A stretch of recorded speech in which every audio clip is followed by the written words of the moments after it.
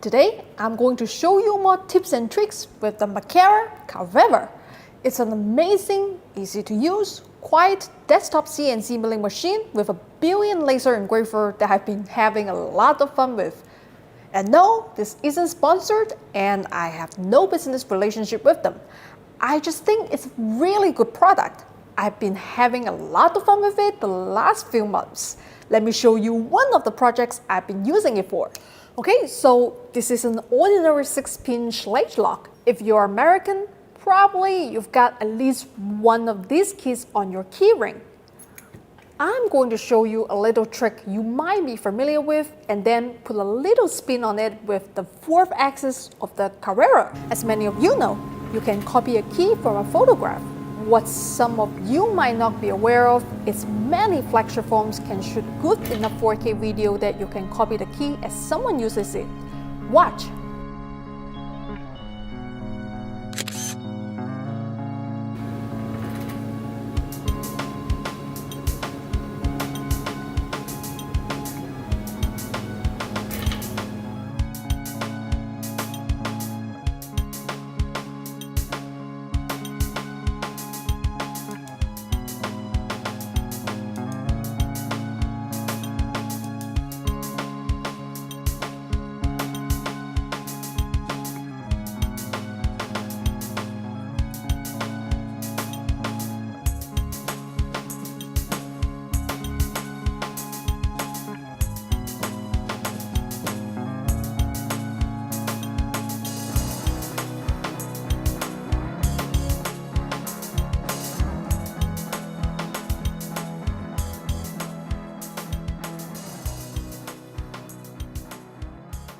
Okay, so pulling the code off a photo or video is definitely hard mode and something I wanted to show first. If you have physical access to the key, you can also quickly press it onto the putty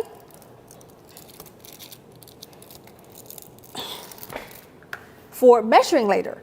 Make sure you account for shrinkage or measure it directly with a pair of calipers. If you go the caliper route, these two can quickly give you the keyway profile.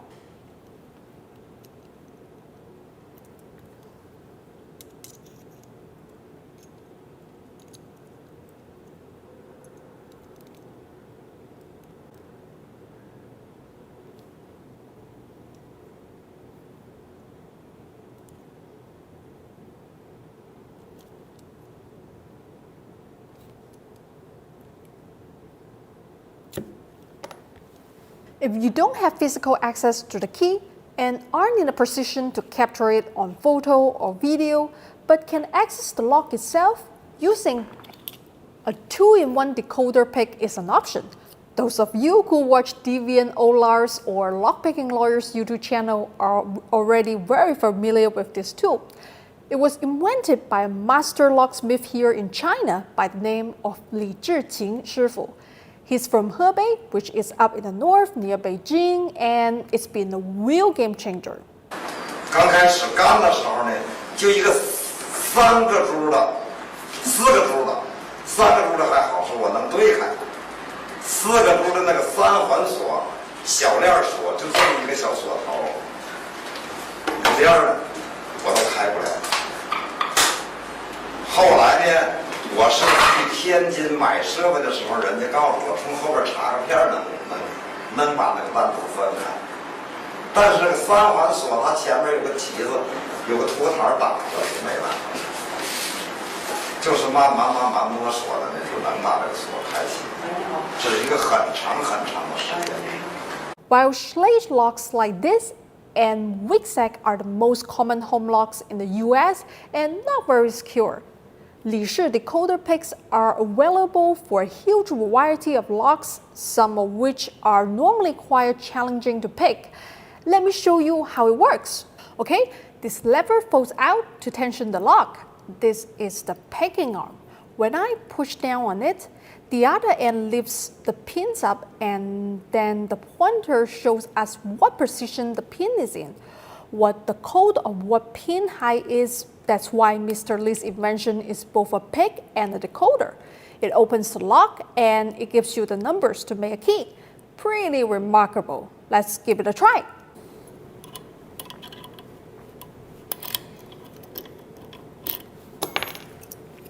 Alright, let's insert our tool into the key lock.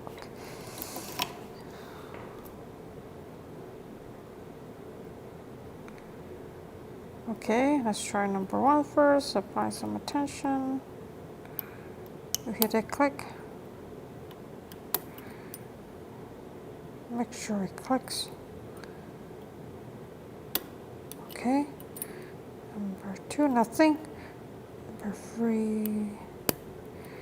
Number 4. Number 5. 6.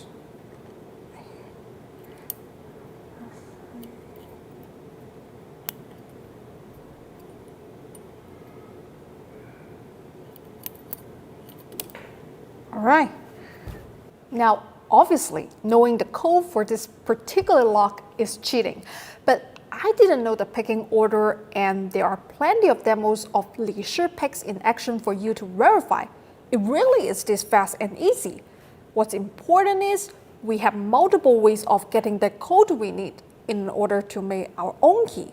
Not all locksmiths will cut keys to code, and we often don't want to leave that trail, so let's make our own key. Pretty typical way is with this little nibbling tool that Mr. Li Shi sells.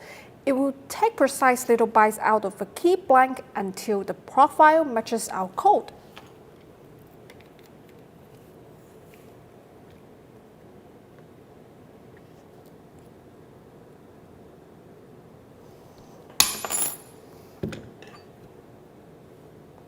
It takes a little time, but it works. Well, it works if your hands are strong enough to squeeze the handles and use it, which mine aren't. So I'm going to have to do something else. This is an online web app that converts key codes to STL files for a few popular brands of keys. There also are a few scripts out there to assist with this. I'll put the links in the description box.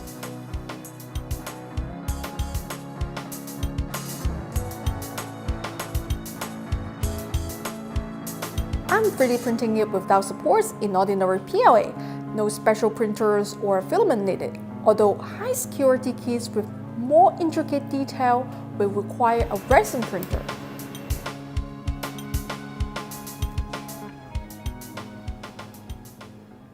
As you can see, 3D printing makes a usable key, but you can only use it a few times, and there's always risk of it breaking off in a lock. So let's try something a little different. I'm using Desproto to generate the ANSI file.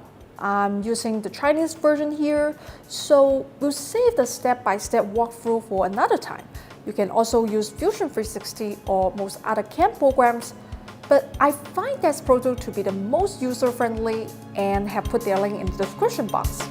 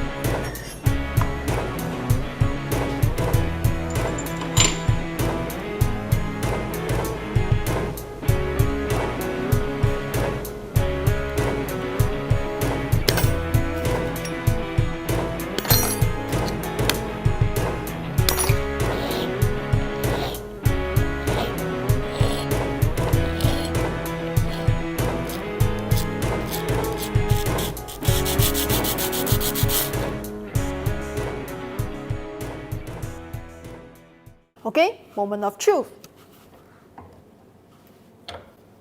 Here we go.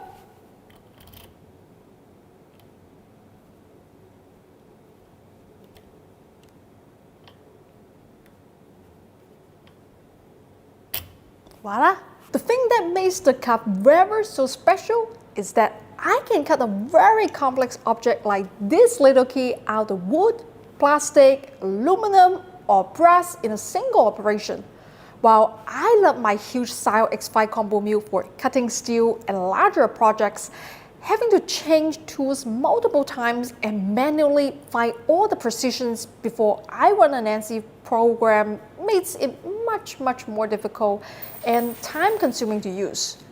The Carvers automatically determines the tool length and finds all the relevant points on its own.